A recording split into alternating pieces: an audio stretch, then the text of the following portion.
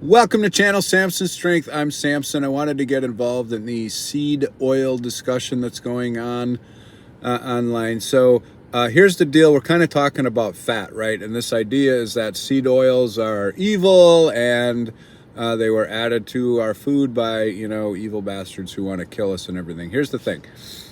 If you take a chicken from 50 years ago and you analyze the protein and fat content of that chicken and compare it to the fat content of a chicken in 2024, what you find is that the chicken back in 50 years ago had a fat profile more akin to what a salmon might be, right? Or a tuna. There was a lot more omega-3 in chicken from 50 years ago. So if you took a typical meal from and let's say 75 years ago, if you took a meal from 75 years ago and you analyzed it for the fat content, you'd get it like a 4-to-1 omega-3 to omega-6 to omega-3 profile, right? Or ratio.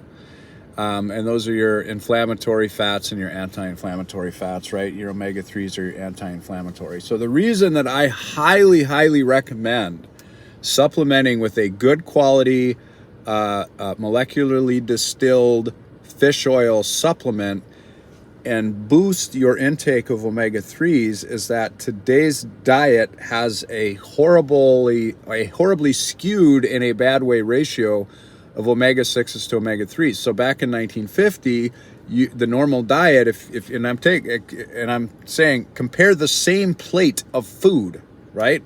You take the same plate, like a chicken breast with some, whatever in a side, and you compare it to the same plate of food today.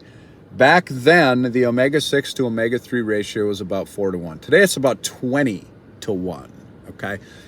And so and that's what you need to look at with your seed oils. So a lot of times the seed oils will have more of the unsaturated or omega-3 fats. Safflower oil, I think, has more MCTs in it, or CLA, conjugated linoleic acid, which is great, and the medium chain triglycerides. So one of the reasons that I tout coconut oil is because coconut contains medium chain triglycerides, which are a fat that your body thinks is a carbohydrate, to explain it one way, right? So your body will preferentially burn carbohydrates if they have them and then burn fat. It's kind of more complicated than that, but MCTs are an exception. MCTs, the fat, medium chain triglycerides, are an exception to that. Your body will actually burn that first before burning carbohydrates, which gets your body primed to burn fat. So bulletproof coffee, for example, is supposed to put you in, the state. That's why. It's one of the key ingredients is the coconut oil with the medium chain triglycerides. So, use more butter, use more natural stuff. That's fantastic.